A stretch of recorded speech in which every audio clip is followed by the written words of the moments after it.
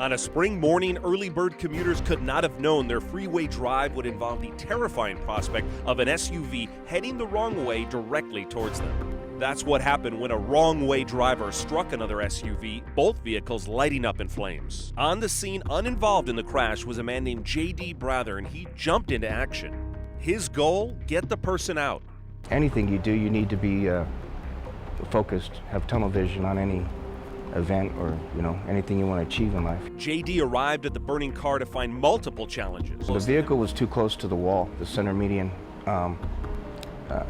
Probably only enough room for him to step out with one leg at a time was what he was trying to do. I grabbed his hand and we inched along the K-rail. And as we got to the rear of the vehicle, I glanced into the vehicle and I could see the fire hitting the rear windows. And that's when the rear windows broke. The danger spread. When the windows broke and the fire shot out, I was kind of apprehensive and asked myself, what the hell did I get myself into? J.D. had torn up his knee while freeing the driver, Ramiro Mesa. They lay near the guardrail as paramedics arrived. After I pulled him clear of the fire, they were there within seconds. Many stood by and watched. So why did J.D. get involved? I have 5 sons and I always preach integrity to them. So that's kind of like our code as athletes and as parents, as wrestlers. Integrity is just, you got to do it, you got to live it. But he doesn't consider himself a hero. Heroes are like soldiers and those kinds of people. I'm not a hero. I just did what any other human would do, at least the way I look at it. His friend and coworker Tom Medva wasn't surprised by what J.D. did. Known him for a long time. He was just all around great guy. Great guy. Yeah. On the news reports all the time, they just mentioned him as a good Samaritan, and I just thought he should be recognized for, more than that. I mean, saved the guys from burning to death in that car. Unfortunately, Ramiro Mesa died later that day. J.D. attended the funeral. I was approached by Mr. Mesa's family, and I went to his funeral. I interacted with his family. They're very thankful, and he's the real hero. I mean, he got himself out of the fire. 8 News Now and our Community Pride partners salute American Red Cross Everyday Heroes.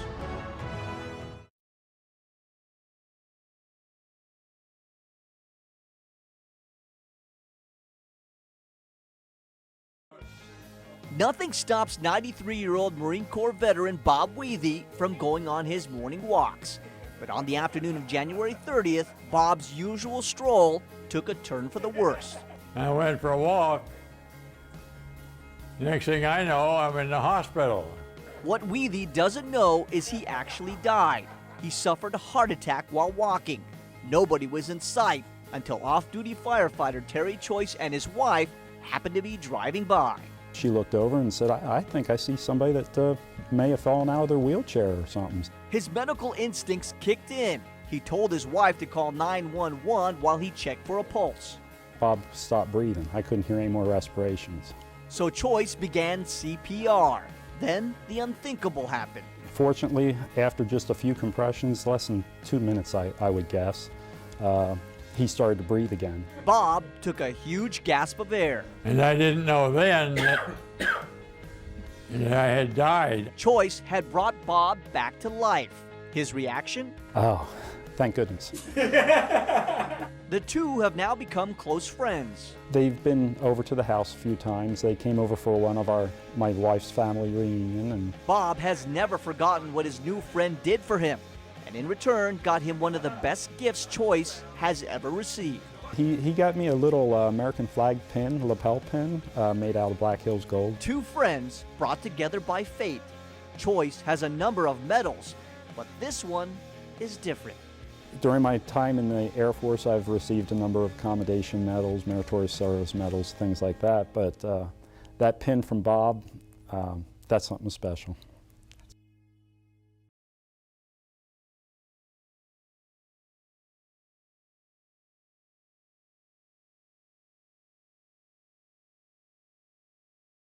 So At just 15 years old, Matthew Hutchison learned something about our community that shocked him and made him want to help. Matthew is in Boy Scout Troop 317 and was looking for an Eagle Scout project. Then he saw a fire on the news and learned that all the people who were burned out of their homes, losing everything, got help from the Southern Nevada chapter of the Red Cross. Suddenly, he knew what he wanted to do for his project. Actually, I never thought that so many people could be displaced, and so yeah, it was a big surprise to me that so many people needed help. Matthew decided to make summer clothing packs for 150 displaced fire victims. It was quite an undertaking. First of all, the scope and expense, but the project also required leadership and organization. I got help from my other Boy Scouts in my Boy Scout troop, and then with the flyers up in my church, it actually raised a lot of help and got a good turnout. He enlisted his troop, his church, and people from school. When the day arrived to assemble the packs, some 40 people showed up to help. He was surprised and thrilled, but he needed to keep everyone on task. I learned that it takes a lot to lead a group of people, and it takes a lot to keep them focused and let them stay on task. Matthew's accomplishment amazed the folks at the Red Cross. They actually told me they've never seen a 14 or 15-year-old actually do and finish their Eagle Scout project, so it was a big surprise to them. For helping dozens of fire victims, the Red Cross named him their Youth Good Samaritan hero. Matthew got something out of the project, too. I think it's amazing, especially how just one person can actually just make a difference. 8 News Now and our Community Pride partners salute American Red Cross everyday heroes.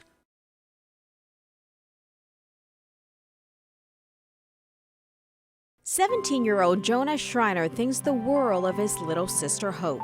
She's the happiest baby I've ever known. Hope loves to spend time with her big brother, a senior at Veterans Tribute Career and Technical Academy. She likes to swim, and she's not afraid of the water at all. That love for water may have nearly cost little Hope her life one afternoon last September. The family said she had crawled through a doggy door of her home straight into the swimming pool in the backyard. Jonah was the one who found her not breathing and unconscious. I don't remember a lot of things that I was thinking about. I saw something floating in the water and it clicked. As his other sister called 911, Jonah started performing CPR and rescue breathing on Hope, skills he picked up during lifeguard training just a few months earlier. I did compressions and breaths, and for a while, I don't remember how many sets. All Jonah remembers now was the moment Hope regained her pulse just as the paramedics arrived. As soon as they were about to close in the store, she started crying, which was a good sign. Hope will turn 3 early next year, a birthday that may have never come if it weren't for her hero, her big brother, Jonah Schreiner. Patranya Poonswan, 8 News Now.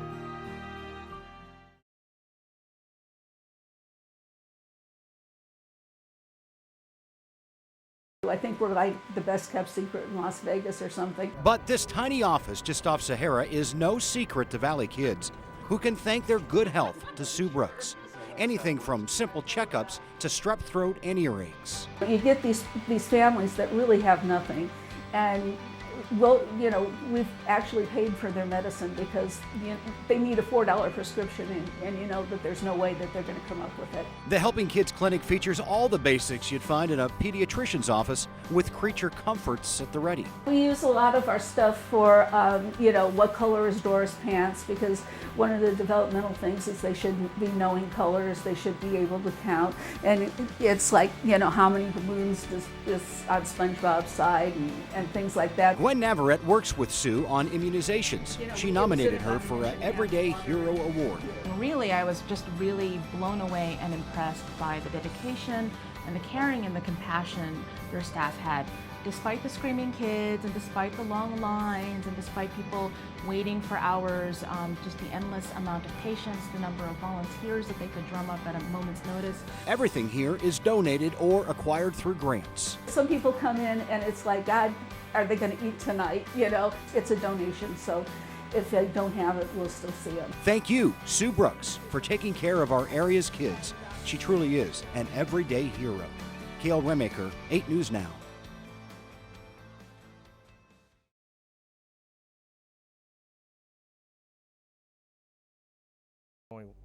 Dr. Major Jeremy Kilburn is a leader and mentor to scores of doctors and nurses at the Mike O'Callahan Federal Medical Center near Nellis Air Force Base.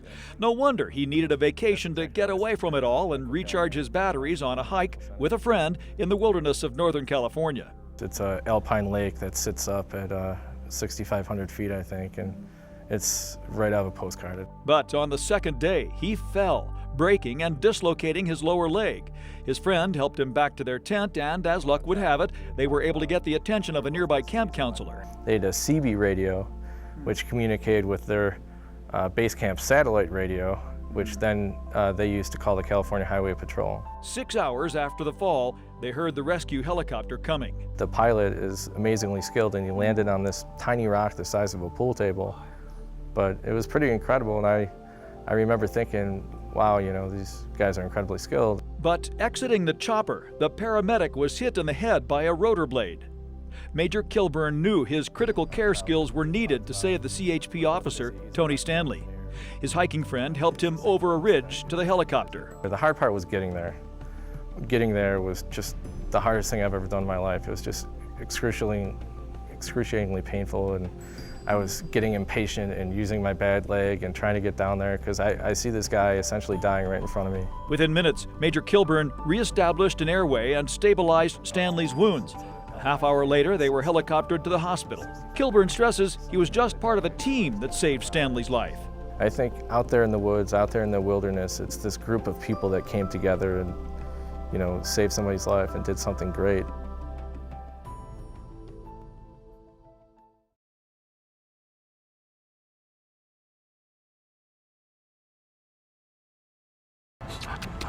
The English Bulldog is strong and proud, but like other pets, they often end up homeless. They need lots of love. They need TLC.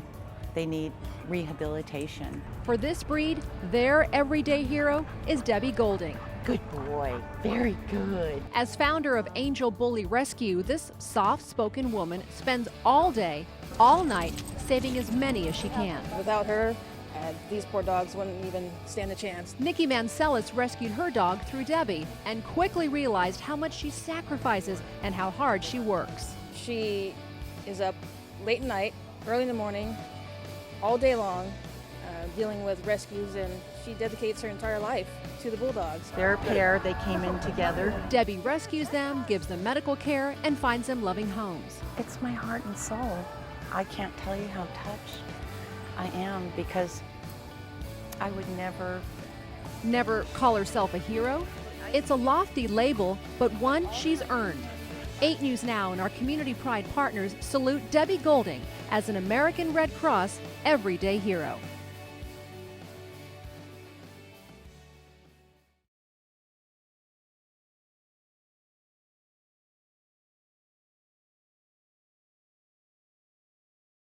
On February 12th, officers Ernest Jefferson, Raymond Steiber III, and Paul Schreiber were called to a hotel casino with a suicidal person on a 5th-floor balcony.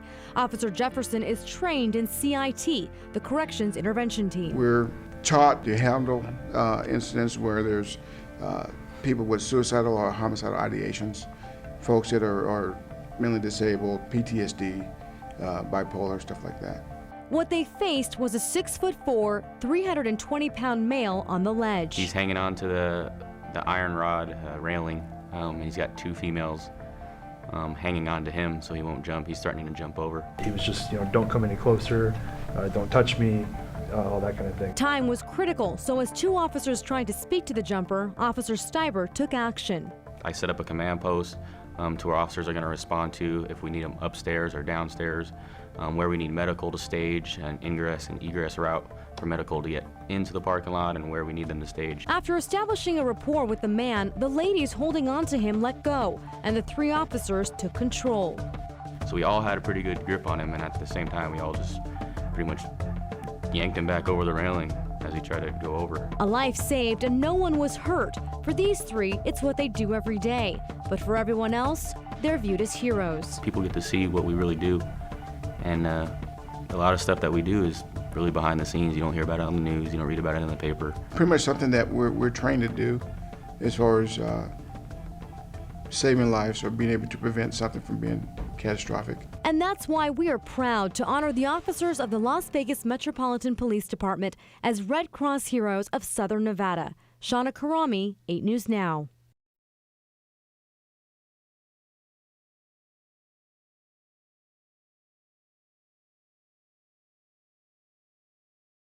A billion people in the world live with dirty water, causing disease, even death, especially in children.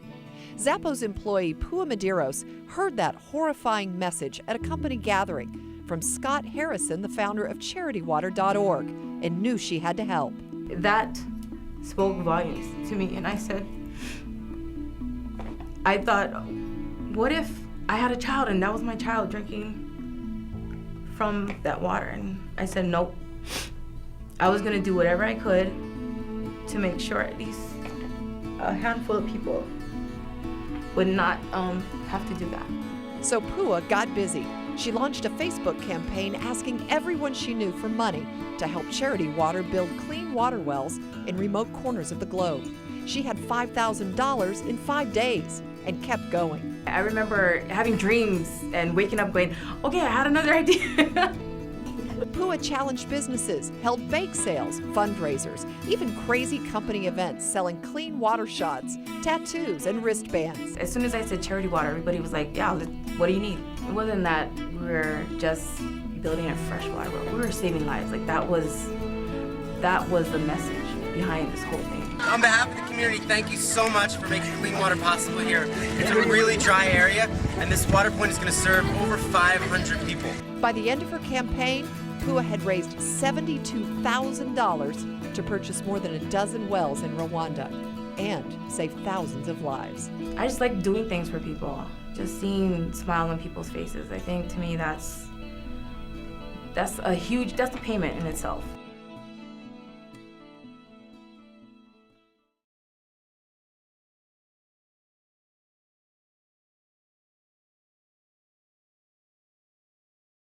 Health and fitness is a passion Darius Hunt embraces.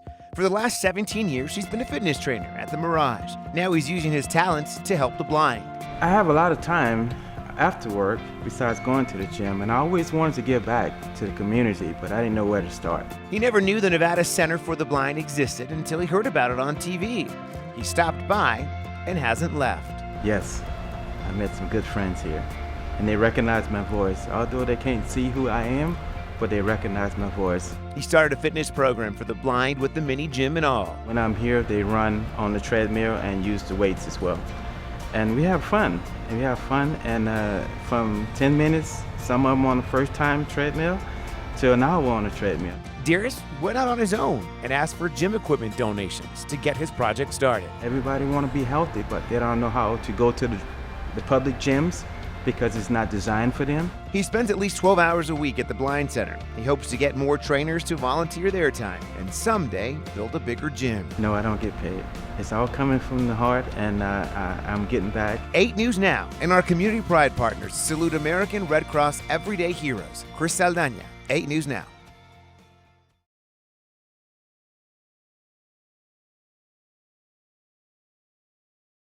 A woman in her mid-60s had collapsed in the